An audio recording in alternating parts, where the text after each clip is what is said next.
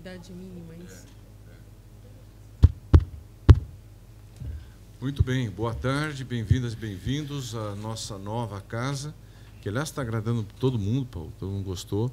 Estamos aqui para mais uma sessão do Minhoca Imagem, sem a nossa líder hoje, que está ausente, e com a presença da Ioná do meu lado, para fazer toda a coordenação, junto com o Paulo, junto com a... Wendy. Não, estou querendo pensar num adjetivo. Junto com a nossa... Estou querendo pensar num adjetivo que traduza bem. Nossa detetive da cardiografia, o Wendy, junto com a Carol Minazzi, que também vai dar algumas informações que parecem vão ser relevantes, e a Ioná vai dizer quem são os residentes que vão. Inclusive, um deles parece que não quis vir até o auditório, graças a Deus. Obrigado, né? obrigado.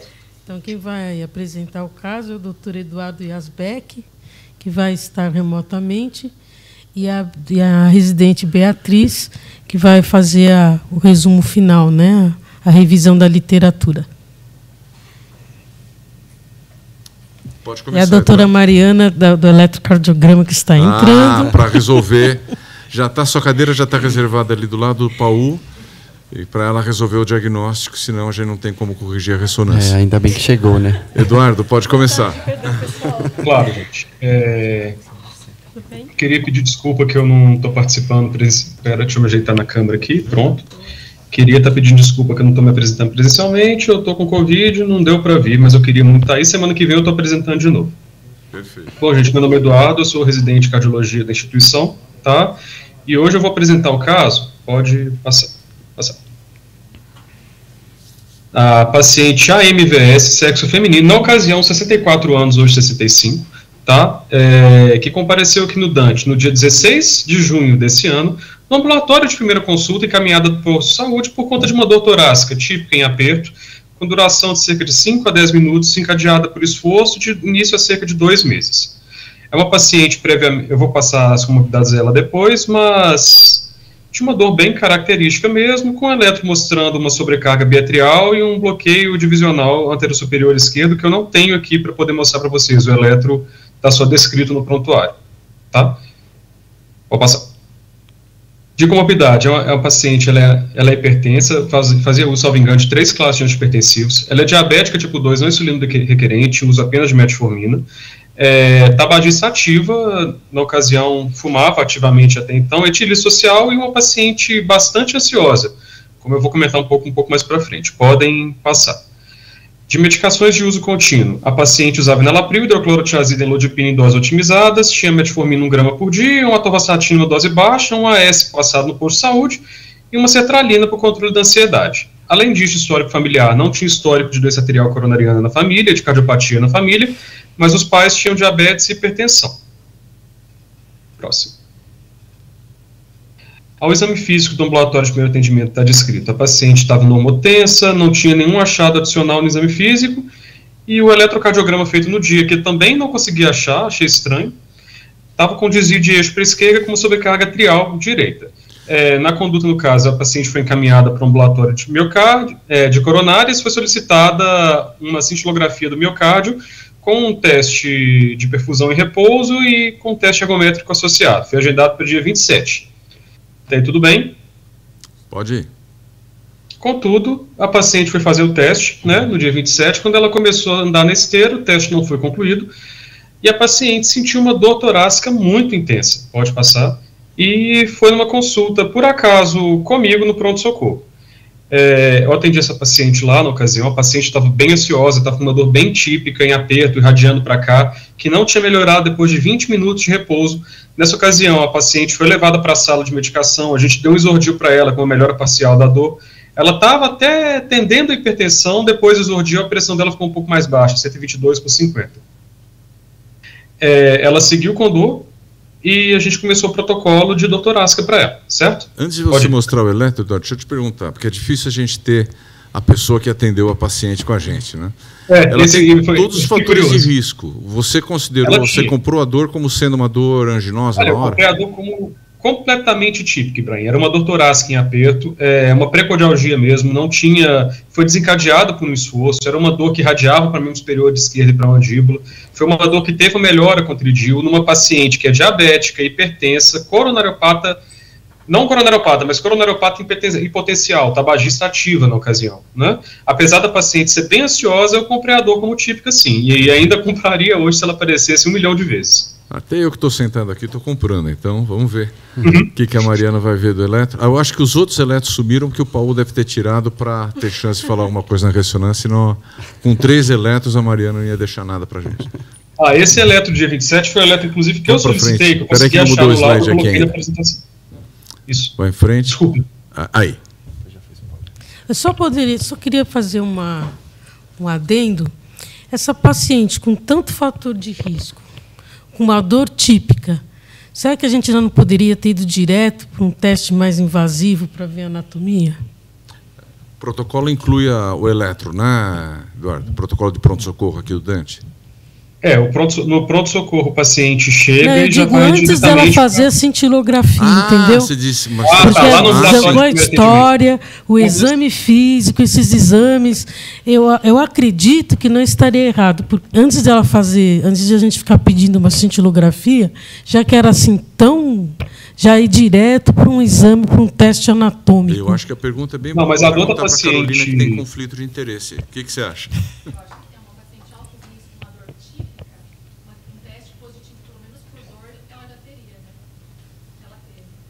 Porque qual que é a probabilidade dessa cintilografia dar alguma coisa? E, de fato, a gente, de uma certa forma, a gente até poderia ter colocado essa paciente em risco, fazendo ela ter uma cintilografia, ela acabou tendo uma angina instável, que a gente pode dizer que foi uma angina instável, provocada pela cintilografia. Então, não sei se num contexto de SUS, né, onde às vezes é tão difícil a gente conseguir os exames, às vezes um cateterismo é até mais fácil que uma cintilografia, né? Seria um menos risco para o paciente. É só um comentário que eu gostaria de fazer. Acho um comentário excelente. O mês passado, mandei um primo meu com uma história parecida para o Cátia, ele saiu com 3 estentes. Então, tudo bem que o último caso não deve influenciar a gente, mas eu acho que faz todo sentido. Você consegue ver o eletro, Mariana? Consigo, sim. Paciente de meia idade, com todos os fatores de risco para a doença coronariana, e faz uma dor típica. Então, a primeira, a segunda e a terceira hipótese aí tem que ser realmente uma oclusão coronariana aguda, né? Uma doença coronariana, pelo menos, instável. E esse eletro foi depois do teste, não é isso? O eletro foi no do teste né? não tem. Depois do teste. Foi quando a paciente chegou no pronto-socorro. Tá. Então, assim, esse eletro é um ritmo sinusal. Intervalo PR está ok, a onda P está um pouquinho mais ampla em D2 em termos de voltagem, mas quando a gente olha nas derivações precordiais, ela não tem nenhum critério aí de sobrecarga de átrio, na verdade. Intervalo PR está normal. O que chama a atenção do QRS dela primeiro, uma baixa voltagem, tanto em todas as derivações, nas precordiais e nas do plano frontal, né? Então, menos que 5 milímetros nas derivações do plano frontal, talvez D1 esteja um pouquinho maior, e menor que 10 nas precordiais.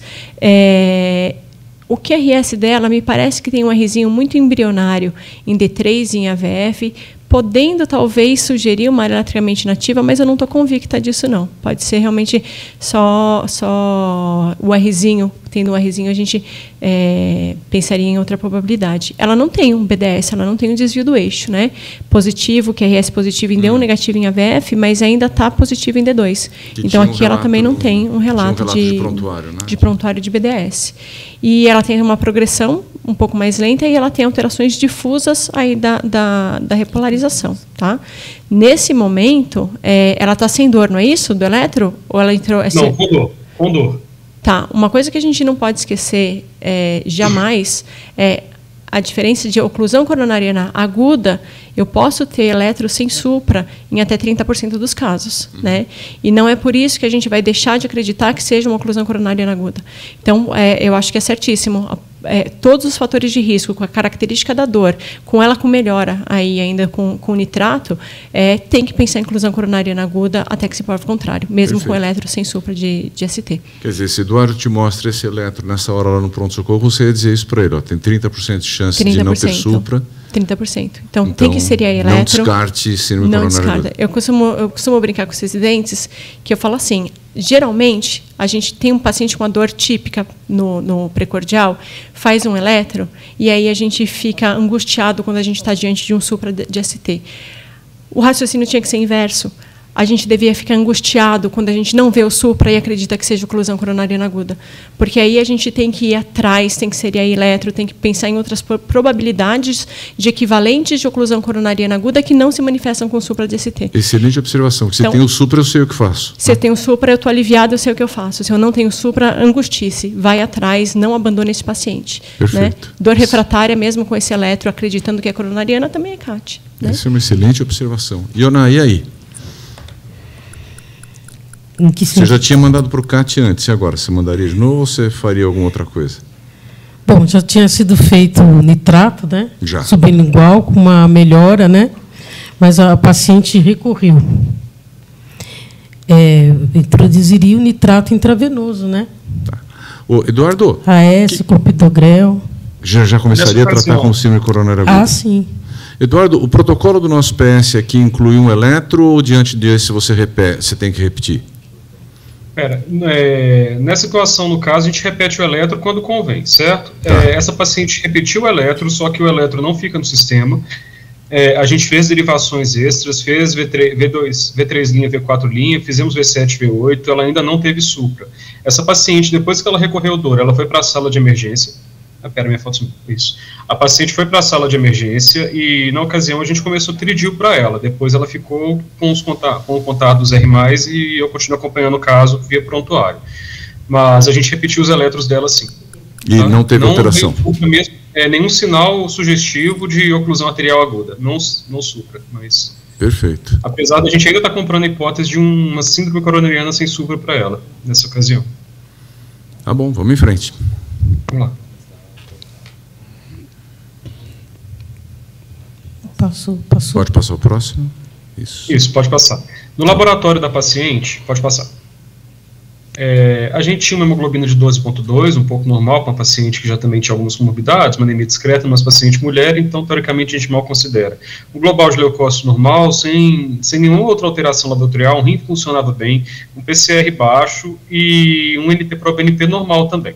A troponina da paciente, ela veio elevada, veio uma troponina de 273, que depois curvou para 277. Não teve uma curva importante, mas considerando uma troponina alta numa paciente de alto risco, essa paciente foi internada com uma angina instável de alto risco. Tá? Como a paciente recidivava com dor, ela foi encaminhada a UCO na ocasião também. Perfeito. Pode seguir. Pode seguir. Tem uma radiografia dela que eu coloquei aí. Bom, em contexto... meu nome aí, então vou falar sobre ela. Bom, inicialmente, já a paciente internada com uma conduta tomada com síndrome coronária aguda como primeira hipótese. Aí os exames iniciais, sempre um raio-x, justamente para ajudar a avaliar complicações, seja pulmonares, no caso, a gente... Provavelmente foi no contexto pronto-socorro, leito do UTI, deitado, não ficou um pouquinho adequada a técnica, mas a gente vê que não tem sinais de... tem um discreto sinal de aumento de congestão, né, nos brônquios, no brônquio superior, tem um discreto aumento. Então, provavelmente esse paciente está cursando, sim, né, mas ainda salienta a importância de estratificar esse paciente com dor, né, tem um aumento da distribuição de fluxo cefálico. E a área cardíaca, embora a técnica não seja tão adequada, mas não parece tão normal, né? Está um pouquinho discretamente aumentado, mas, em princípio, não sugere um quadro de congestão de edema agudo de pulmão, né? Que aumentaria mais para 1,4 kg. Então, nesse caso, consegui afastar essas possibilidades. A gente vê que uma aorta já doente, né? Tem uns pontos de classificação. Então, essa suspeita de uma paciente de alto risco, com tantos fatores de comorbidades, tem sim já documentado aqui, né, a presença de atromatose. Mas, com certeza, a gente precisa investigar muito mais essas coronárias da paciente. A aorta está alongada Isso. ou você Tá acha que é só...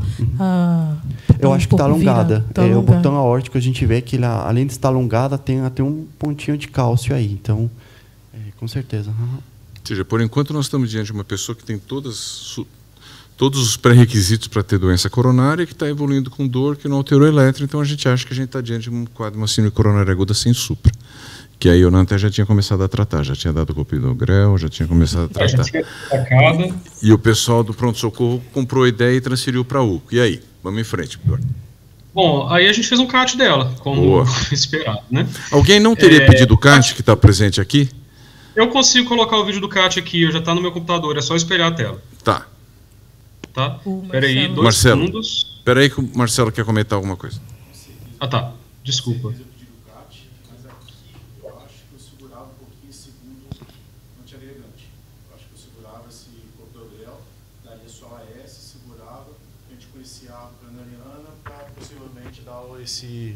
Esse segundo antiplaquetário na sala de hemodinâmica. Acho que Observação muito boa. Por que você seguraria?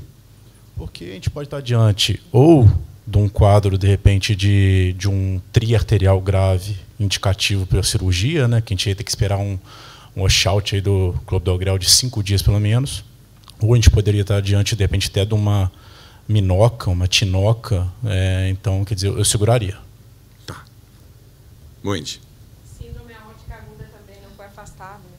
Só pelo raio-x. Síndrome Pelo aórtica aguda, raio-x. o raio-X não indicou, mas você pode estar numa fase de dissecção aguda com diâmetro Isso mesmo. preservado ainda. Aí né? dar o antiagregante também, o anticoagulante Tá. pode complicar um pouquinho. Você já teria feito um eco, então é isso que você está querendo Eu dizer teria pra nós, feito né? eco, pessoal. Beira-leito, mentira. No caminho para a sala de hemodinâmica, você teria feito eco. A detetive tem que assegurar o emprego, né? Viu por que eu parei para pensar no adjetivo?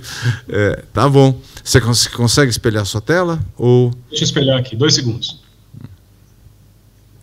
Guia, Vivace. Tá. Gente, olha se apareceu aí. Não. Não.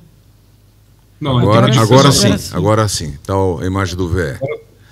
Isso, via de Bom, acesso. Ó. Via femoral, tudo bonitinho. Agora sim. Vamos pegar a coronária esquerda. Tá espelhada a tela aí ou ela tá na Tá, direção? não, Tá. tá espelhado. Quando você movimenta, a gente vê o movimento. Tá. Tá, aqui é a coronária esquerda, o tronco, a gente... Alguém vai querer comentar ou eu comento? Não, pode deixar. Se é coronária direita, coronária esquerda, oblíquo anterior direita, praticamente um perfil, né? A gente não vê quase nada do diafragma, circunflexa é uma artéria pequena, se restringe praticamente a um ramo marginal. O tronco da coronária esquerda é normal, a porção proximal da artéria descendente anterior também não mostra obstruções, provando que as artérias coronárias nem sempre estudam, né? Então ela tinha tudo para ter aterosclerose, mas por enquanto nós não estamos vendo nada. Pode passar a próxima projeção. Aqui está uma projeção cranial, em que a gente vê a porção média da coronária, a descendente anterior. Eu estou um pouquinho longe, mas dá a impressão que tem um movimento de ordenha ali na porção média da DA, né? Como se tivesse uma pequena ponte miocárdica. Ali, olha. É uma coisa sutil, ela não é daquelas pontes que desaparecem, como de um caso que a gente trouxe aqui, mas é o que tem. Os ramos diagonais, eles são muito tortuosos, né? Um professor de cardiologia falecido há uns 3 anos atrás valorizava isso, mas era o único no mundo, então agora que ele faleceu, ninguém mais dá bola para isso. Vamos para a próxima. Opa, voltamos a isso. Agora é a spider, né? A caudal esquerda, e a gente vê o tronco normal, a porção proximal da DA normal, as origens dos ramos diagonais também sem obstruções e a circunflexa pequena sem lesão. Então, até agora, ou é uma lesão de coronária direita, que o slide já deu um spoiler, ou nós estamos diante de um quadro de dor torácica com elevação enzimática sem... Vamos ver, coronária direita agora que está... A coronária direita lá no slide tá bonitinha também. E aí, em movimento mais ainda, né? A gente vê que é uma direita grande, olha lá. Só como curiosidade, para quem não está tão habituado a ver anatomia coronária, vocês lembram que a circunflexa era bem pequena. Então, nessa situação, parte da irrigação da parede lateral vem da direita. Se vocês olharem, o ramo descendente posterior é o penúltimo, boa. O ramo descendente posterior é o penúltimo, depois vem o ventricular posterior, e dali do ramo ventricular posterior está saindo um raminho que logo se subdivide, que ele irriga também a parede lateral. Que alguém poderia pensar, será que não tem um marginalzinho fechado que a gente não viu, por isso que a circunflexa é pequena? Não. é que a irrigação parede-lateral vai sair da própria CD. Ou seja, o CAT... O Marcelo acho que já tinha visto o CAT, que ele já falou ali, ó, não, acho que não vai ter doença nenhuma, o que ele dizia ali. E aí, Eduardo, o que fizeram? Bom, só para ver a segunda ramo da coronária direita, e eu não gostaria de deixar de lado a ventriculografia dessa paciente, que é bem legal. Boa. Né? Certo. Opa! É mulher. É mulher. Ela não brigou com a Carol na hora que ela estava fazendo o teste ergométrico, não, né? Não, ela não brigou. Ela não teve nenhuma briga, nenhuma discussão. O marido não chifrou ela, nada do tipo. O marido estava em casa, inclusive. O marido é causa de doença, né? Aí a gente está vendo, pessoal, para quem está menos habituado, a ventriculografia oblíqua anterior direita, e notem que a porção média distal de todo o ventrículo esquerdo é hipocinético. Né? Tem como se fosse uma contração restrita às porções mais proximais, e isso dá uma sensação de um vaso, né? Um vaso que tem uma finalidade específica, que nós não vamos falar agora. Mas a gente está vendo essa hipocinesia difusa da porção distal. Então, por isso que o Eduardo não queria deixar, e por isso que sempre é importante fazer ventriculografia esquerda, que às vezes o pessoal não faz no CAT. Vamos em frente. E tem a ortografia dela também, que não mostrou muita coisa relevante, não. A ventriculografia que a Wendy pediu retrogradamente, né? Eles ouviram o Wendy, sabia que o Wendy ia desconfiar de síndrome de aórtica aguda, e já falaram, vamos provar para ela que não tem dissecção. Não parece ter nada, né? Que não descarta hematoma, né? Eventualmente uma dissecção já tamponada, mas que não parece ser o caso, mas não tem nenhuma alteração. É isso aí. Certo. Pode fechar aqui? Pode. Certo. Vamos lá. Deixa eu voltar para minha cara feia de novo. Pronto. Longe disso. Vocês estão uma cara infectada apenas. Né? Tá difícil. Bom, pode passar os CATs. Eu coloquei aqui no Takotsubo, no slide, Quem acha que é Takotsubo, levanta a mão.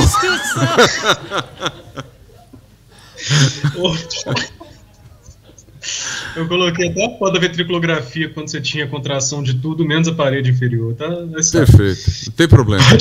Ninguém ouviu aqui. O pessoal nem.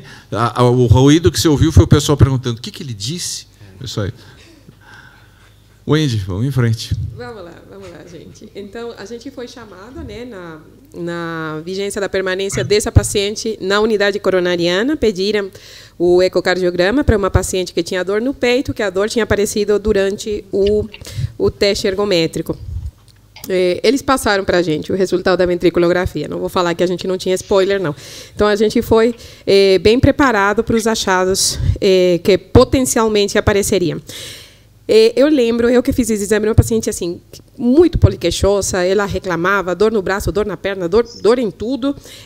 Muito difícil fazer o exame em ambiente de cuidados coronários, inclusive porque a paciente ainda estava com introdutor, não podia virar de ladinho, então a condição técnica do exame foi bem complicada.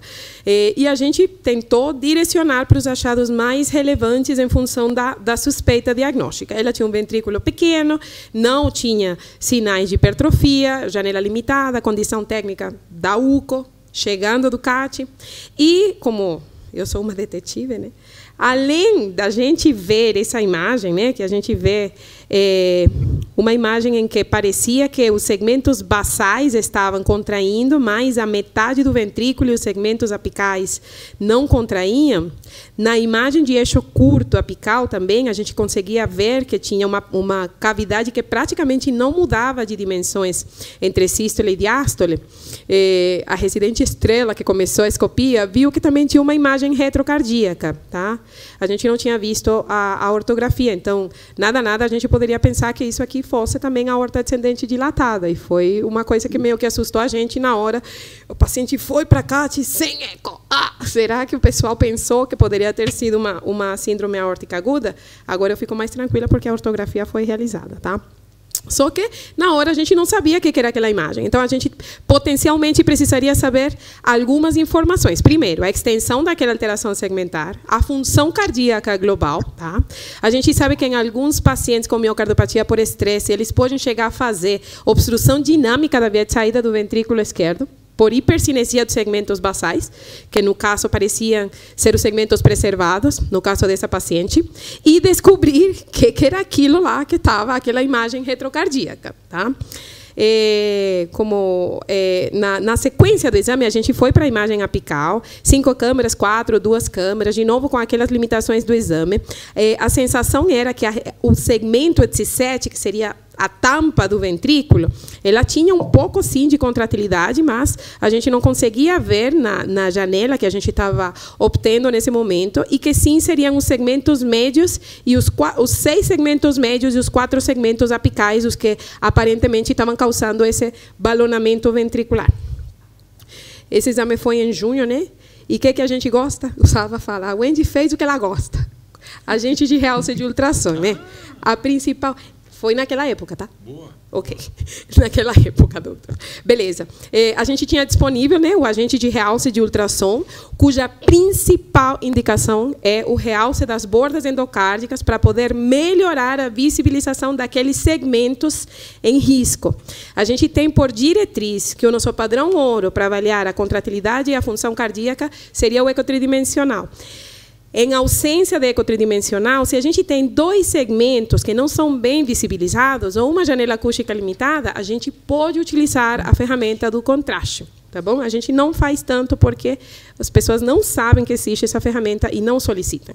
Efetivamente, na imagem de realce de contraste, a gente vê como o segmento basal contrai, o segmento médio e os segmentos apicais não contraem, e que ela tem discreta preservação da contratilidade na região apical. Então, o Takotsubo não deveria ser um balonamento apical? Aí, eu alerto, pessoal, a miocardiopatia por estresse... Wendy, deixa eu te interromper um pouquinho, antes de você mostrar isso. Não, pode deixar lá mesmo. Eu queria fazer uma pergunta prática para você. Quanto tempo leva para fazer um eco, para mostrar o que você mostrou até agora, incluindo a perfusão? Quanto tempo uma pessoa com a sua experiência, por exemplo, leva para fazer? Doutor, 20 minutos. Ou seja... seria plenamente justificado a gente incluir num protocolo de dor torácica fazer isso? Totalmente, doutor, totalmente. Não?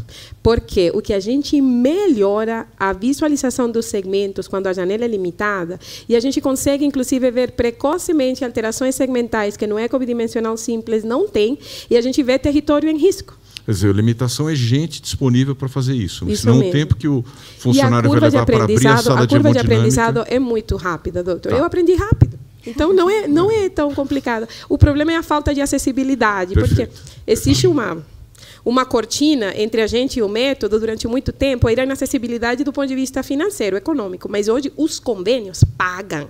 Ele tem indicação específica. O problema é que tem pouco investimento no treinamento durante os períodos de formação, porque já ficou eles por ele. Não, isso é muito caro, ninguém vai pagar. Não, mas lá fora...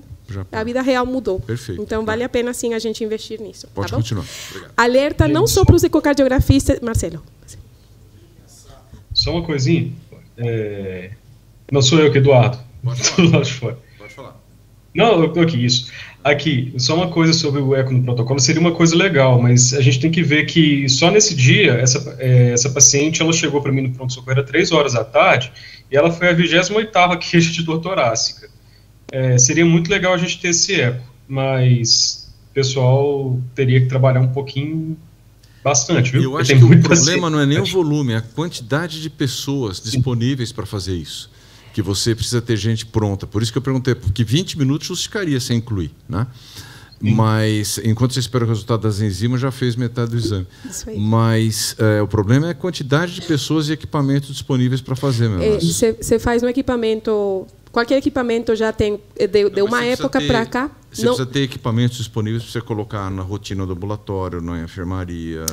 doutor, mas no nosso dia a dia a gente tem o equipamento do pronto-socorro faz, microbolhas, o equipamento da enfermaria também faz, que é o equipamento que a gente leva para as unidades, tanto que esse exame foi feito em unidade coronariana com o nosso portátil. Então, desse ponto de vista, está dominado. Tá. Marcelo. Eu poderia pensar que o estranho é a deformidade que a gente não consegue olhar, né? A gente não consegue observar. A gente precisa de um soft para calcular aquela deformidade. Eu poderia pensar que o eco com contraste poderia ser um estranho que eu estou visualizando. Entendeu a minha pergunta? Entendi. O strain precisa de janela, Marcelo. Então, no caso dessa paciente, o strain provavelmente não iria ajudar. Aí a imagem bidimensional tem que melhorar. O strain não vai enxergar o que a gente não consegue enxergar na imagem bidimensional. Então, no caso dela, era melhor uma melhor definição da borda para a gente entender a extensão da alteração. O strain ajuda muito mais quando você não vê a alteração segmentar numa janela boa. Por quê? Porque ela pode ter uma alteração da deformidade sem que ainda se expresse numa alteração da contratilidade, que são dois conceitos um pouco diferentes. Tá? Essa paciente tinha indicação, se tivesse sido no pronto-socorro, por exemplo, sem questionar se fez ou não fez, no pronto-socorro com uma janela muito limitada, diante da suspeita, a gente poderia ter feito o contraste e falar, olha, até aqui está com um balonamento apical, pode ser tal coisa, principalmente diante do eletro que estava mais próximo do normal do que da síndrome coronariana. Tá? Uma alerta que eu coloco aqui bem destacada, né? Não esperem que o Takotsubo seja, ou que a miocardiopatia por estresse seja sempre um balonamento apical. Essa é a forma mais antiga que a gente conhece e a forma mais frequente que a gente conhece. Mas, por definição, pode entrar como Takotsubo uma alteração segmentar que não seja explicada pela alteração coronária. O Mayo Clinic, eles atualizaram os critérios e a gente já tem a recomendação de interpretar como Takotsubo a alteração segmentar dos segmentos médios do ventrículo. Pode ser médio basal, pode ser médio apical, como essa paciente, inclusive pode ser apenas um segmento médio em uma parede. Tá? E que isso aqui não seja correlacionado com uma artéria coronária obstruída. A gente teve uma paciente com suspeita de miocardiopatia por estresse, a paciente teve dor torácica no pós-operatório de Revasque. Ela fez uma ponte para mamária DA. Então, o território dela era o território de DA. Quando ela voltou para o ambiente do pós-operatório imediato, que é um ambiente bem estressante, a paciente fez uma acinesia do segmento médio da inferior. Era um território que não tinha lesão antes, eles nem mexeram na coronária direita, essa paciente, por dor torácica e elevação de enzimas desproporcional esperado no pós-operatório, voltou para o CAT e não teve explicação angiográfica para aquela alteração segmentar. Então, era uma paciente que tinha DAC em outro território, e fez uma miocardiopatia por estresse em um território fora daquele território da revascularização. Então, não é sempre aquele quadro clássico do balonamento apical. Pode ser apenas a cintura do ventrículo, pode ser médio basal, que é o que a gente chama de Takotsubo reverso, pode ser apenas um segmento médio do ventrículo.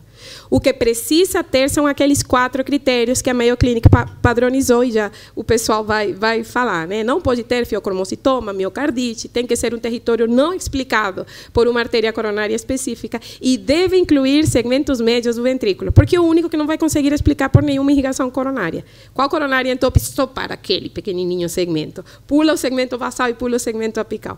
Então, apenas, eu acho que essa mioimagem serve também para acrescentar o que a gente já dá por certo. O certo, não, aquele balonamento apical pode ter Takotsubo em um segmento, desde que tenha a reversão daquele quadro e não tenha explicação por um território coronariano comprometido. Tá? Mas faltava uma pergunta a ser respondida, que era aquela imagem que estava lá no fundo. Né? Quando a gente fez a injeção do agente de realce de contraste, a gente viu que o agente de realce de ultrassom não chegava a planificar aquela imagem lá. Então, tem uma coisa que a gente tem certeza, aquilo lá não devia ser a aorta, que era o medo que a gente tinha no momento. Porque se fosse a aorta, vocês lembram, nos mioimagens antigos, a distribuição do agente de realce é totalmente intravascular. Se isso fosse a aorta, ele ia passar pela aorta e ia ficar além, esse aqui seria o ventrículo esquerdo, em eixo curto, e aquela imagem que permanecia totalmente escura. Esse aqui seria mais para a região apical, a imagem aqui sem contraste, e aqui no segmento médio do ventrículo, a imagem sem contraste. Então, a gente ficou com essa dúvida, gente, mas o que é aquilo lá? O que a gente fez? A gente deu outro agente de realce de ultrassom, agora por via oral. E essa aqui foi a imagem pré, essa imagem aqui, e depois aquele agente de realce de ultrassom, que eu vou perguntar para vocês, se vocês imaginam o que a gente deu, por via oral, apareceu um monte de microbolhas aqui dentro daquela imagem retrocardíaca. que vocês acham que a gente deu para essa paciente? Água com gás. Ó, nessa imagem, quase que dá para ouvir o pss das bolinhas nadando dentro. E sempre que é um pouquinho de tempo, né, entre uma coisa e outra, porque a paciente estava em decúbito dorsal com introdutor, a gente não podia sentar ela para engolir uma grande quantidade, estava muito enjoada, fez até ânsia de vômito, a gente queria dar era a garrafa completa para ver as microbolhas entrando na bolha gástrica, mas a gente conseguiu apenas isso, e foram essas, pessoal, as melhores imagens que a gente conseguiu. Então, muito provavelmente isso aqui ou é um megaesôfago ou é uma hérnia de jato. Aí a gente ficou bem mais tranquilo, não parece ter sido aorta. Para o pessoal de eco que tá assistindo isso aqui, quando a gente tem poucas bolhas, diminuir a compressão ajuda, porque aumenta o contraste. Então, o que é branco fica muito mais branco, o que é escuro fica muito mais escuro, e dessa forma a gente conseguiu ver melhor as bolhas da água com gás entrando naquela imagem retrocardíaca. Apenas para vocês verem, né, como foi o contraste, a imagem basal, né? Aqui, em que a gente não tinha utilizado nenhum agente. Aqui já o ventrículo está com um agente de realce de ultrassom. Aquela imagem ficou escura, não ficou destacada pelo agente de realce. E quando a gente deu as bolhas, a gente conseguiu fazer o diagnóstico diferencial dessa massa extracardíaca com, provavelmente, um megaesôfago ou com uma hérnia de jato. Para vocês entenderem como teria ficado a imagem se a gente tivesse conseguido passar para essa paciente uma grande quantidade de microbolhas. Tem poucos relatos na literatura, mas a gente conseguiu. Foi repetido o ecocardiograma, eu achei que fosse ficar para o finzinho, mas aí... Não, pois não, doutor. Comento depois. Então, eu vou pular e vai para a ressonância. Isso. Tá. Ótimo. E depois você comenta, a gente volta para comentar. Vamos lá, Paulo. Bom, voltando aqui, sentindo saudades aqui, colaborando um pouquinho mais com tanto conhecimento de todos, pode passar.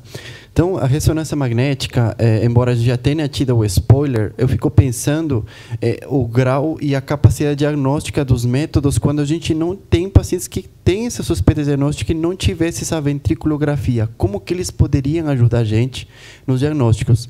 Então, diante disso, a ressonância magnética, já com um método muito validado, ele tem várias informações para acrescentar e, sobretudo, para confirmar o diagnóstico.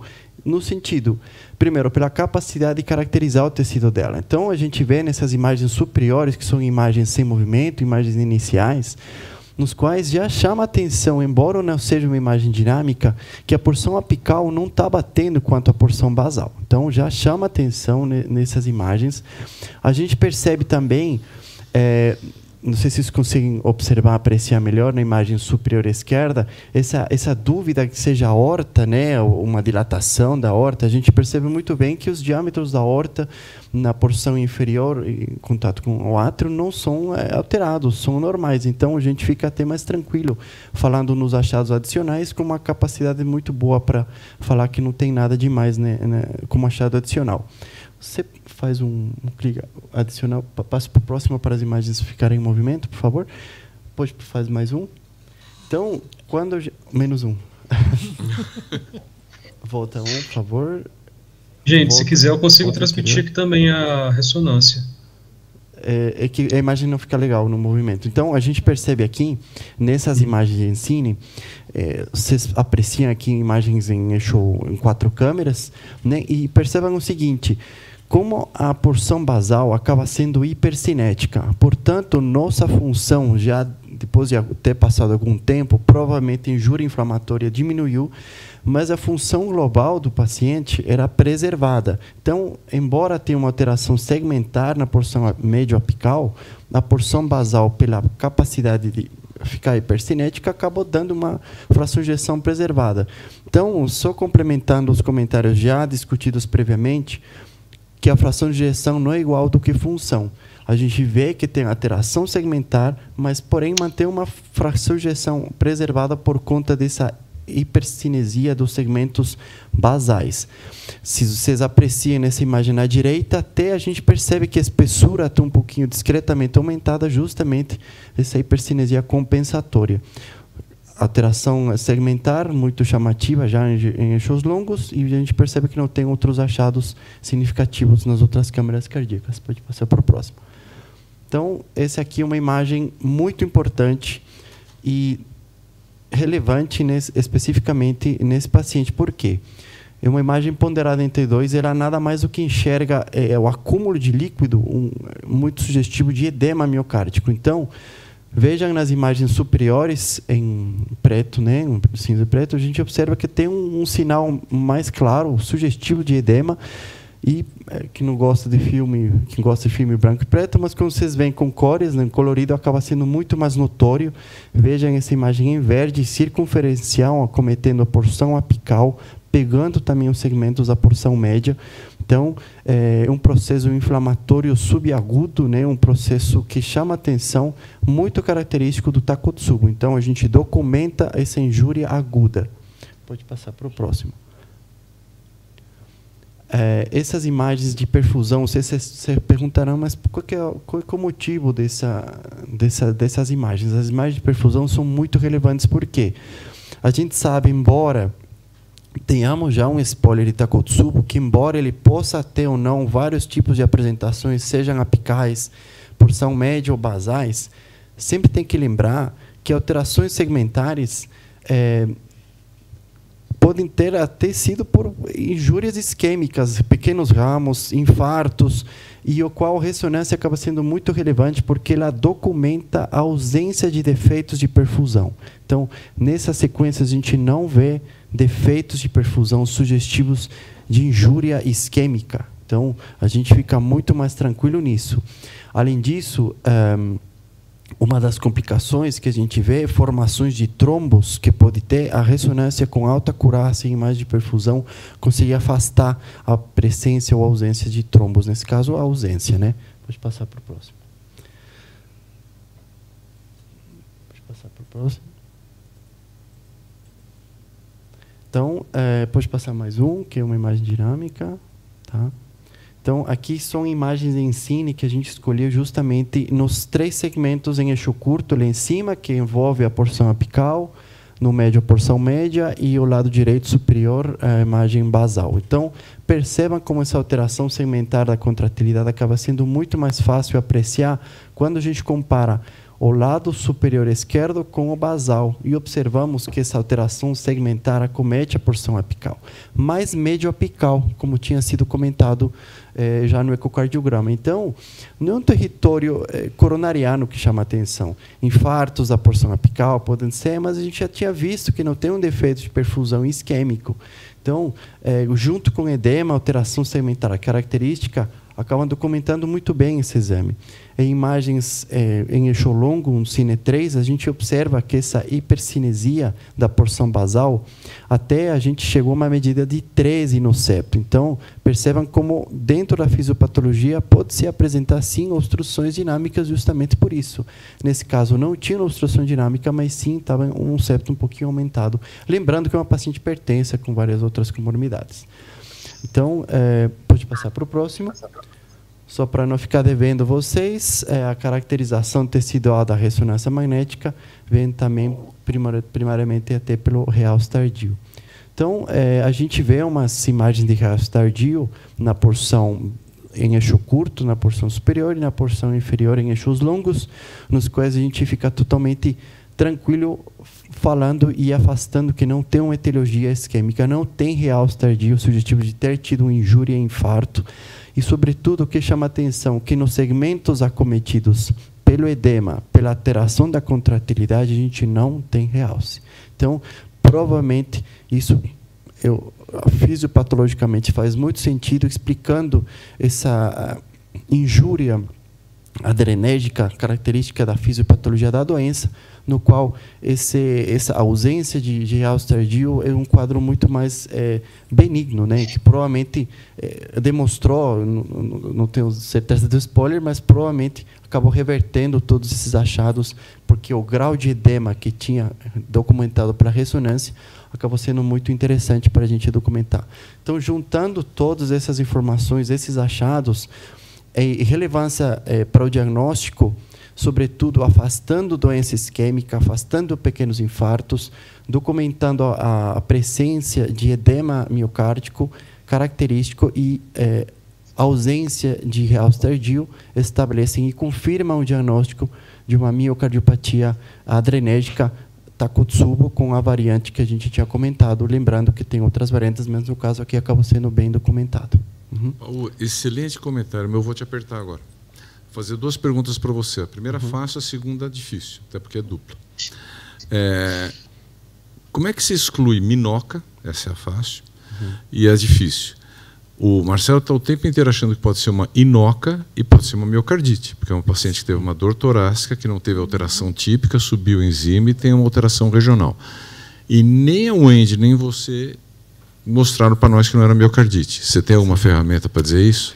Exato. Então, essa é exatamente a preocupação do clínico, e eu fico pensando como que a gente abordaria esse diagnóstico sem a ventriculografia, né? Então, aí vem os termos agora definidos: o inoca, né? Tinoca, que é a troponina alterada, e o minoca, que é o miocárdio infarction. Então, todos esses termos englobam esse paciente quando tem coronárias sem doença epicárdica. Então, a primeira hipótese é justamente avaliar isso. Uma miocardite, um diagnóstico diferencial muito interessante, no qual a ressonância acaba sendo relevante. Primeiro, porque ele demonstra que a alteração segmentar acaba sendo muito restrita a uma porção ventricular, e o edema miocárdico também chama atenção. A miocardite, ele, embora englobe os 2 critérios pelo Legg-Lewis, tanto em critério T1 para realce e critério T2 para edema, não acaba tendo esse padrão segmentar tão característico.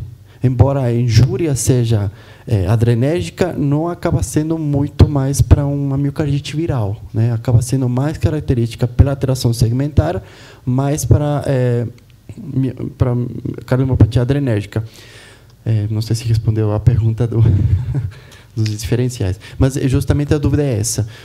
A ressonância, o papel, o poder dela é justamente ajudar na diferenciação dessas alterações de injúria inflamatória, né? E ajudando no diferencial na abordagem dos pacientes com minoca, inoca e tinoca. Que agora mas para descartar inoca, né, isquemia, a gente teria que ter feito um teste com um agente provocador de isquemia. Né, no caso, não foi feito com estresse, então isquemia não foi avaliado. Né? Também que é difícil, aí eu concordo 100% com você, é difícil isquemia dar um grau de edema tão extenso como deu nesse paciente. E o edema é meio difuso também. Né? O edema até um pouco mais extenso até do que a própria região de hipocinesia, né? Exato. Sequências mais novas, sequências paramétricas, como o mapa T2, provavelmente teriam mostrado que o edema não fica mais restrito só na porção apical. Provavelmente ficou mais alterado também nas porções basais, mas essas são alterações mais quantitativas, com sequências mais específicas, que ajudariam a comprovar mais a fisiopatologia, embora já o diagnóstico esteja bem definido. Lembrando que a isquemia miocárdica, no caso do paciente, não foi realizada uma sequência com dipyridamol, porque já foi definido o diagnóstico assim. Eu tenho uma pergunta que é muito comum nas mulheres, aquela chamada síndrome X coronariana, que você tem acometimento de microcirculação. A ressonância, ela consegue diferenciar isso? Excelente pergunta. Porque justamente a doença de microcirculação, que agora novas gerações já nem falam como doença X, senão já mudou de nome, justamente é o que o Dr. Ibrahim comentou. Clássico.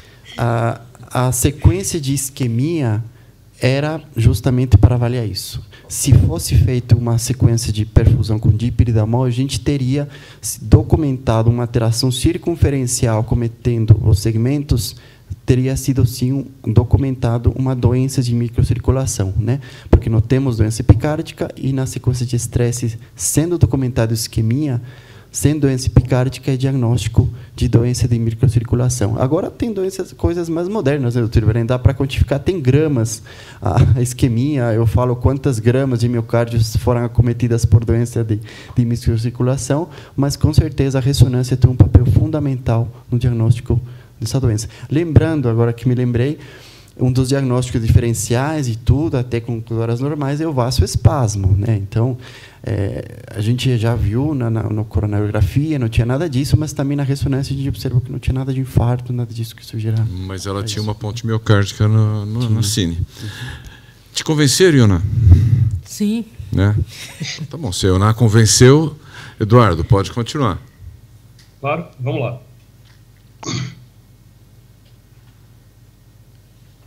Mais um pouquinho. Pronto. E a ressonância, o laudo final, com spoiler que eu já tinha dado um pouquinho mais cedo, mas já tinha sido comentado antes também, que é diagnóstico de Takotsubo.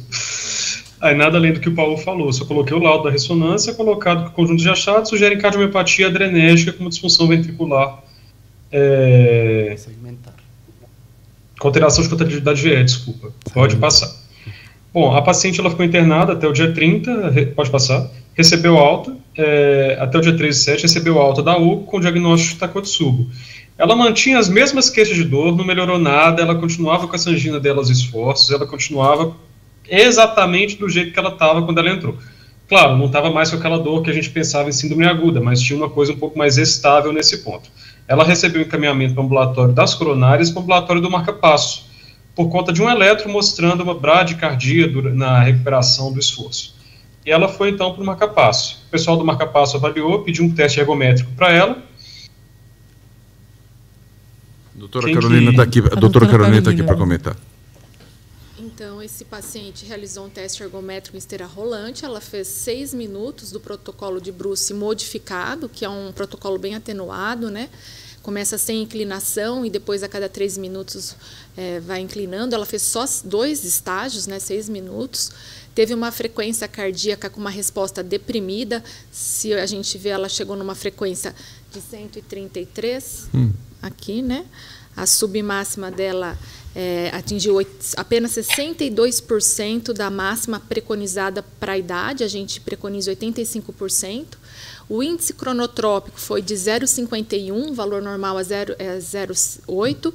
Eu não sei, ela não saiu com nenhum beta-bloqueador, né? Não. Sem beta-bloque. Sem beta-bloqueador.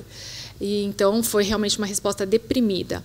A pressão arterial parte de níveis elevados, 14, né, em repouso, não foi aferido durante o esforço, provavelmente por risco de queda. Alguns pacientes a gente não consegue aferir, e teve uma fraca capacidade funcional, que deu em torno de 4,6 MET. Pode passar? Então, só mostrando, o eletro de base, ela tem aqui, né, um ritmo juncional, uma baixa voltagem, uma frequência cardíaca em torno de 43 batimentos por minuto. Pode passar. Durante o esforço foi para um ritmo sinusal. Pode continuar. Aí, na fase da recuperação, ela faz uma pausa. Essa pausa, uma pausa pode ser sinusal, mas quando a gente vê o intervalo aqui, é múltiplo de outro P, né? Então, caberia aqui certinho um complexo QRS. Quando isso é múltiplo, né, Mari? A gente pode falar em bloqueio sinoatrial de 2º grau. Pode passar para o próximo, se a Mari quiser complementar com alguma coisa. Na recuperação, continua, então, o ritmo sinusal e fazendo esse bloqueio sinoatrial aqui. De arritmia, pode passar para o próximo. Está pequenininho aqui, mas dá para ver, ela faz algumas extrasístoles supra, ventriculares, e esse bloqueio sinoatrial aqui na fase de recuperação. Então, o teste não revelou alterações do segmento ST até frequência cardíaca atingida, ou seja, não atingiu nem a submáxima para ser um teste eficaz em relação à isquemia, né? E teve esse ritmo juncional no repouso, esse bloqueio sinoatrial na fase de recuperação, denotando, né, alguma doença do nó sinusal dessa paciente. Tem uma pergunta para você e uma para a Mariana. Para você, em que tipo de... Na verdade, sempre a pergunta dupla, né? Eu sempre me atrapalho. Mas, enfim, em que tipo de situação clínica você encontra mais esse tipo de teste? E a segunda essa em geral, né? E a segunda é, como é que esse teste se encaixa nessa história dessa paciente? Fala a favor de ser Takotsubo, você pensa em outra coisa? Então, quando a gente olha um teste desse, fala muito a favor de ser uma doença do nó sinusal, onde ela tem um déficit cronotrópico, tem um bloqueio sinoatrial, um ritmo juncional de base que não sobe a frequência adequadamente. Então, tem uma doença do nó sinusal. Agora, o que se encaixa na Takotsubo, Iona, você saberia me dizer? Não existe relação direta, né? Não, pode ser que ela saiba, tenha alguma não. outra coisa, não, né? Tem. Só se for alguma isquemia causando no nó sinusal, então, né? Eu acho que primeiro, né? Deixa eu fazer até umas perguntas. Eu senti falta do eletro do teste ergométrico anterior. Vocês não tiveram acesso? Não me passaram. Não passaram. Consegui acesso a isso. Tá. Outra coisa que a Wendy falou, ecocardiograma no pronto-socorro, para fazer a diferença das oclusões coronarianas agudas sem supra de ST, é uma coisa assim que seria fundamental, né? Quando eu tenho supra, está fácil, mais uma vez. O bloqueio sinoatrial, voltando agora para este momento, essa paciente realmente tem todos os estigmas, os achados de doença de nó sinusal. Então, ela tem um bloqueio sinoatrial, né, e com isso ela faz uma bradicardia sinusal, com escape, com ritmo juncional. Ela faz aqui um bloqueio sinoatrial de 2º grau, ainda do tipo 2, que a gente fala, com a pausa, que o PP é múltiplo, a pausa é múltipla do PP de base. Tem duas coisas até que a gente estava conversando aqui. Primeiro eu acho que essa paciente tem um monte de coisa para ter doença de microcirculação. Então, talvez justificasse alguma coisa. O Takotsubo, ele pode dar algumas arritmias. Com maior frequência é FA e ventricular. Né? Tem relatos assim de doença de nó sinusal que vem acompanhando junto, mas não é o habitual. O habitual não é ver bloqueio sinoatrial, não. Porque o Takotsubo é um evento agudo. Mas isso me parece que é algo mais antigo. E ela continuou com dor depois que teve alta, né? Exatamente. Ela teve dor no teste? Não, dessa vez. Nada descrito. Este foi tranquilo. E essa baixa voltagem, Mariana? Bom, insuficiência cardíaca, né? A baixa voltagem a gente vê ela era obesa, não sei. Efeito dielétrico. Então Um pouquinho sobrepeso. Né? Gente, se quiser, Mariana, eu consigo os outros eletros dela da internação, mas não do dia 29, do dia 30, depois que a gente fez o CAT. Está no Vivace. Eu só queria fazer um complemento. Vê se você consegue mostrar enquanto o Paulo comenta. Consigo. Então, assim, quando a gente analisa tanto o histórico prévio, que já tinha sintomas mesmo antes do evento agudo, mulher com vários fatores de risco, a gente fala sobre essa doença que foi esquecida, né? E às vezes é infravalorizado os sintomas da pessoa. Não, é ansiedade, né? Mas vocês veem que tem justificativa eletrocardiográfica, não é um eletronormal, não tem um comportamento normal. E a gente sabe que o Takotsubo até é mais prevalente em pacientes com doença de microcirculação, até por um contexto fisiopatológico. Então, faria muito sentido ter uma doença de microcirculação, essa paciente já estabelecida, que acabou fazendo o Takotsubo depois de alguma sintoma. E a outra coisa que eu estou achando falta nessa história é do agente, do momento estressor. Né? Por mais que ela tenha ficado preocupada, né, com a Carol. Ela não teve um momento estressor descrito, sabe? Então. Aparentemente é descrito o Takotsubo induzido por esforço físico, no caso. Tem. É uma paciente completamente ansiosa, Ibrahim. Lá no pronto-socorro, a dor dela era comprável, sim, mas era uma paciente tão ansiosa, mas tão ansiosa que, salvo engano, até um diazepam eu dei para ela também. Tá. A paciente pode ter tido essa relação de estresse induzida pelo exame. Às vezes pela atividade. O eco está aberto, o ECG dela... tinha aparecido, mas agora voltou para o slide. Aí, agora voltou o eletro. Não projetou na tela. Mas voltou. Isso, agora sim. Voltou. E eu tenho também do dia 22/8, que é depois da alta, depois da recuperação. É igual ao do eletro de Tem repouso. Como aumentar? Está pequeno. Claro. Pera aí, um segundo. Vamos falando para onde é que vocês querem que eu vá. Tá bom esse tamanho, Maria? Tá ok. Tá igual o eletro de base do teste. Ela tem uma onda P retrógrada ou esse é o P bloqueado? Não, é onda P retrógrada. Admitindo que seja um ritmo juncional, capturou o ventrículo e depois, de forma retrógrada, ele capturou o átrio. O que eu consegui ver era um ritmo de escape juncional, que estava bem bradicárdico, com alterações difusas aí da repolarização e, se eu não me engano, em parede inferior tinha aí alguma coisa de área eletricamente inativa. Deixa eu achar aqui. Pelo que eu estou entendendo, a gente entrou numa síndrome coronária aguda que virou um Takotsubo que está virando uma doença de microcirculação, né? Exato. Aqui, tem um eletro de 22/8 também. Uma doença do nosso Deixa eu carregar ele aqui. Ela tem hipotireoidismo, essa paciente? Ela como? Hipotireoidismo, não. Hipotireoidismo, ela tinha, não lembro do antecedente. Hipogonadismo, não. Não descrito. Não, tireoidismo. Hipotireoidismo. Bom, não. Tá. Usar o T3 e o T4. O eletrotípico da baixa voltagem, né? A insuficiência bradicardia. Bradicardia, baixa voltagem. Tem que excluir. Não responde ao teste aerométrico. Né? O eletrotípico, que a gente encontra normalmente na fase aguda do Takotsubo, é supra mesmo. Né? E a gente tem as outras alterações que podem ser durante a própria evolução.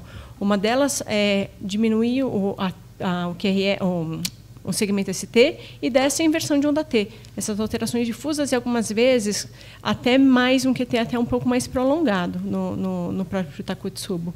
Aqui, essa paciente faz um ritmo que é juncional. Então, o QRS dela é estreito e ele tem uma captura atrial retrógrada.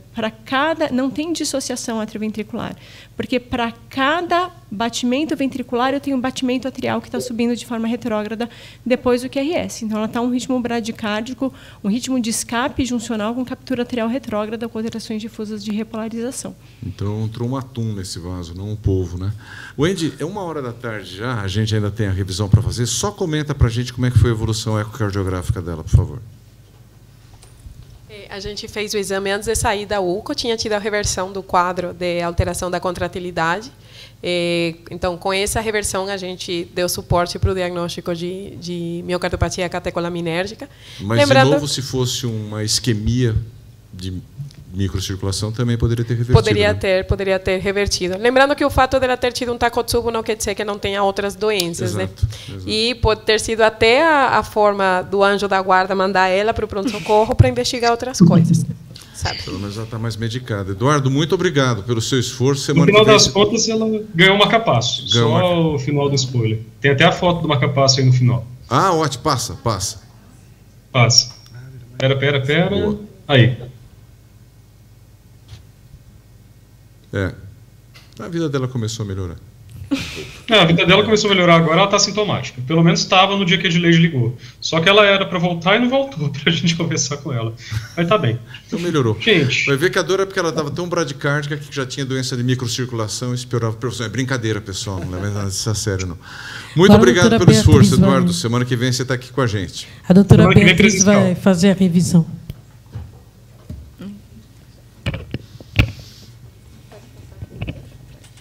Bom dia, boa tarde a todos. Meu nome é Beatriz, eu sou residente de clínica lá do Hospital Heliópolis. Eu vou falar um pouquinho sobre a síndrome de Takotsubo. Como o spoiler já veio, o Takotsubo significa armadilha de polvo. Lá no Japão, eles utilizam para capturar os polvos no mar. E aí a gente pode observar que eles fazem uma imagem bem similar no coração. É uma síndrome caracterizada por disfunção sistólica regional transitória do ventrículo esquerdo, mimetizando o infarto do miocárdio, porém, na ausência de evidência de doença coronariana obstrutiva ou mesmo ruptura aguda de placa em angiografia. Como a gente estava comentando, ela é presente de 1 a 3% de todos os pacientes com síndrome coronariana aguda. Vocês olham para a Gretchen, mas lembra da idade. É mais comum em mulheres na pós-menopausa, geralmente mulheres na casa dos 60 anos. Tanto a Maitê quanto a Gretchen têm 60 anos. Então, quando vê uma mulher com síndrome coronariana aguda, com mais de 60 anos, lembrar que pode ter Takotsubo, porque entre 5 a 6% de todas as síndromes coronarianas, na verdade, são uma síndrome de Takotsubo. E de 80 a 90% dos casos, eles ocorrem em mulheres, na faixa de 60 anos. Pacientes com menos de 50 anos são responsáveis por cerca de 10% dos casos. Pulou um slide. Tinha mais um slide aqui, mas tudo bem, eu comento. Homens também podem ter Takotsubo. Eles geralmente são homens mais jovens, eles desencadeiam Takotsubo por geralmente algum esforço físico e não só psicológico. E eles também são responsáveis por de 10% dos casos também, em média. A fisiopatologia do Takotsubo ela não é muito bem compreendida. Ela tem alguns fatores predisponentes, então uma idade mais avançada, sexo feminino, algum fator estressor, seja ele físico ou mesmo mental, e a qualidade da saúde mental dessa pessoa. E aí você tem a parte do sistema nervoso central e autonômico, você tem a hipótese principalmente utilizada, que é do aumento das catecolaminas, por conta de uma estresse de estímulo no sistema límbico que atua no locus cerúleo, produz aumento da norepinefrina, ativa o eixo da hipófise, hipotálamo e aí acaba produzindo mais catecolaminas, e aí você tem um estresse maior no coração e desencadeia a síndrome. Tem também a hipótese do vasoespasmo coronariano e da reatividade microvascular. Lembrar que mulheres na pós-menopausa têm uma diminuição do estrogênio, e aí elas podem ter um aumento desse vasoespasmo, só que ainda não é bem documentado, não está bem descrito que isso leva a um Takotsubo de fato. Você tem a teoria da inflamação, que você tem um aumento da quantidade de mecanismos inflamatórios, principalmente na região média apical do coração nesses períodos, e também tem a hipótese metabólica e energética, que em ressonâncias viu-se uma disfunção metabólica nesse local do coração. Mudou a sequência. Aí, geralmente, pacientes mais jovens têm a forma atípica, né? Com menos comorbidades e distúrbios psicológicos associados. O quadro clínico, ele mimetiza um infarto agudo. Então, a maioria dos pacientes tem dor torácica de início agudo, dispneia e ou síncope. 7% dos pacientes têm síncope também associado. Eles podem ou não ter alterações no ECG associados a um evento estressante agudo, seja psicológico ou físico. Mais ou menos a distribuição de 1/3 para 1/3. Geralmente, os pacientes têm um estresse psicológico principal, seguido por um estresse físico. Eles podem não ser identificados em quase 1/3 dos casos, e tem também aqueles que podem ter tanto físico quanto psicológico, quase 10% dos casos. Ele está associado também com insuficiência cardíaca, ataque a arritmias, bradiarritmias, parada cardíaca súbita ou mesmo regurgitação mitral significativa, sendo que 10% dos pacientes eles evoluem para choque cardiogênico. Como a doutora Wendy disse, o diagnóstico do Takotsubo ele é definido pelos critérios da Mayo Clinic, que foi feito em 2004 e revisado em 2008. Você precisa obrigatoriamente ter os 4 critérios para dizer que foi síndrome de Takotsubo. Então, você tem uma disfunção sistólica transitória do ventrículo esquerdo, seja por hipocinesia, acinesia ou discinesia, do segmento médio apical, ausência de doença coronariana obstrutiva ou evidência angiográfica de ruptura aguda de placa. Você pode ter até mesmo a doença coronariana em vigência da síndrome de Takotsubo, mas essas anormalidades de motilidade não são, elas não são na distribuição da doença coronariana aguda. 15% dos pacientes com Takotsubo têm uma síndrome coronariana aguda concomitante. Novas anormalidades eletrocardiográficas, seja elevação do segmento ST ou mesmo a inversão da onda T, ou elevação moderada da troponina cardíaca. Geralmente se vê nos estudos que tem uma diferenciação. Você pode ter um aumento tanto do BNP quanto da troponina, mas não condizente com a alteração que ela tem na imagem. E a ausência de feocromocitoma ou miocardite. Para ajudar a gente nesse diagnóstico difícil, a Intertac ela elaborou um score para a gente tirar as dúvidas. Então, se você tiver menos que 70 pontos nesse score, você tem um risco baixo e intermediário de uma probabilidade de síndrome de Takotsubo. Se for mais que 70 pontos, você tem uma alta probabilidade de Takotsubo. Então, aqui entra o sexo feminino, que é o principal fator pontuador, estresse emocional, estresse físico, não tem alteração do segmento ST, um QT prolongado, como a doutora Mari disse, um distúrbio neurológico e ou mesmo um distúrbio psiquiátrico. A gente tem uma sensibilidade de 89% e uma especificidade de 95% quando ele foi elaborado. A AHA propõe um fluxograma quando a gente se vê diante de um paciente com síndrome coronariana aguda. Fazer um eletro, um eco, para você poder avaliar melhor. Partindo que tem uma doença, a gente avalia uma angiocoronariografia com a ventriculografia esquerda. Se você tem uma doença óbvia, você pode pensar numa doença aterosclerótica, um tromboembolismo, uma dissecção de aorta ou mesmo um espasmo arterial.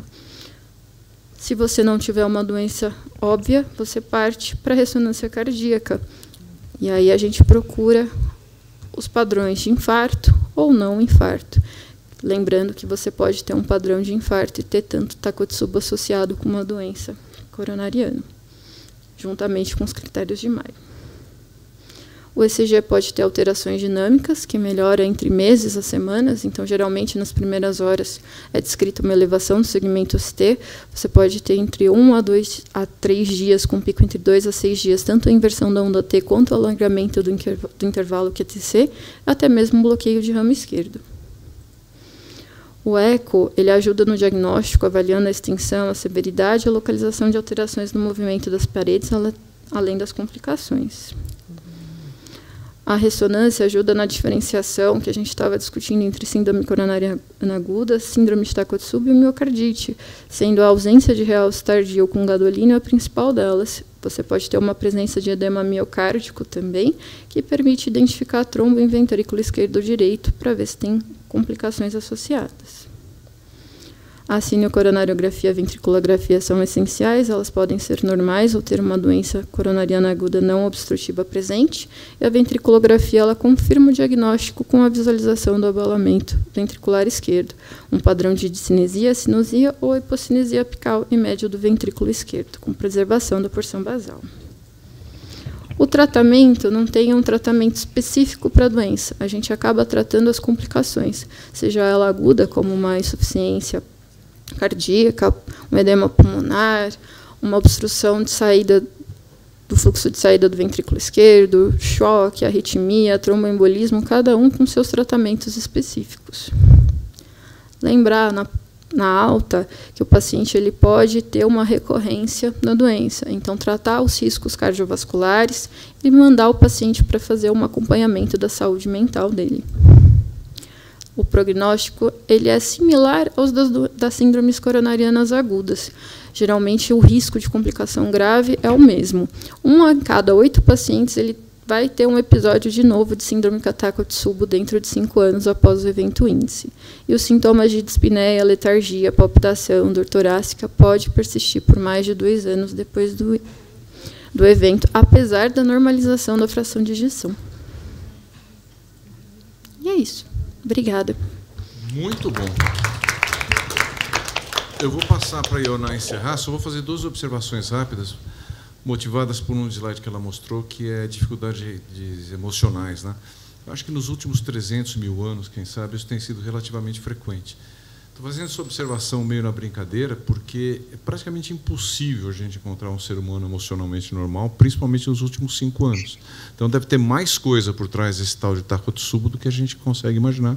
E, nesse caso, a gente precisa pelo menos marcar para ela voltar e fazer uma prova isquêmica com ressonância, se o marca-passo for compatível. Exatamente. Mariana, você quer falar alguma coisa? Quero sim. Essa inundação catecolaminérgica que justificaria a síndrome de Takotsubo, né, que a gente vê com estresse emocional negativo, a gente já tem descrito com Happy Heart Syndrome.